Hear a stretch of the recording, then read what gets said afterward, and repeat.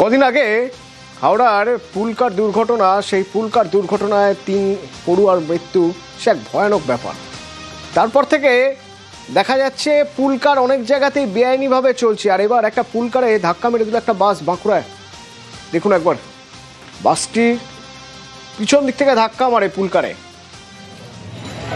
বাসের এই অবস্থা, আর পুলকারটির অবস্থা দেখুন একবার। কিন্তু এই পুলকারে যারা ছিল তারা কেমন আছে, কি অবস্থা তাদের? প্রিয়ব্রত আমার সঙ্গে রয়েছে। প্রিয়ব্রত, কিভাবে হলো এই ঘটনা?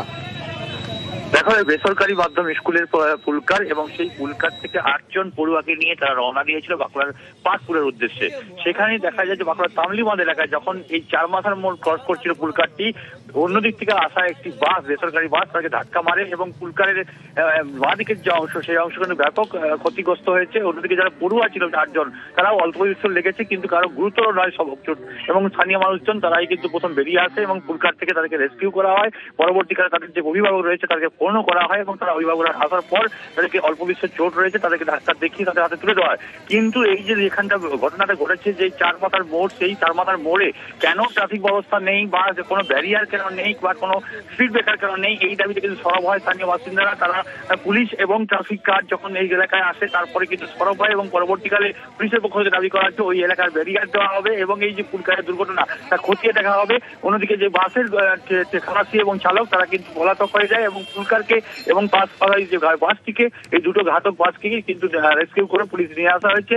অন্যদিকে এই ঘটনায় যারা অল্প বিস্তর আহত হয়েছে তাদের চিকিৎসা করা এবং পাশাপাশি তাদের অভিভাবকদের সাথে তুলে দেওয়া হয়েছে, যা খবর গেছে কিন্তু স্কুলেও।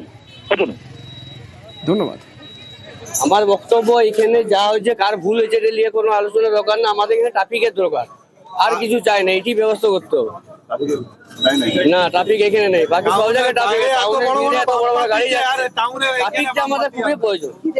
কিভাবে হলো বলতে গাড়ি আমি দেখলাম বলতে পিছন থেকে আমি আসতাম, তখন অ্যাক্সিডেন্ট হয়ে গেছে অলরেডি।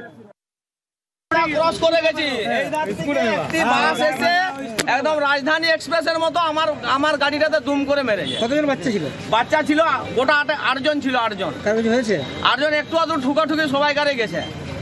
বাকি সেফলি সবকে বাড়ি পৌঁছানোর ব্যবস্থা করেছি। আর যারা আহত তারা কোথায়? আহত কেউ হয় না, এমনি ইনজোর আহত কেউ হয় না। বাকি মোটামুটি একটু আধটু আহত হয়েছে, তারা সব নিজের প্যারেন্টস এসে বাড়িতে বাচ্চাগুলোকে বাড়িতে নিয়ে গেছে।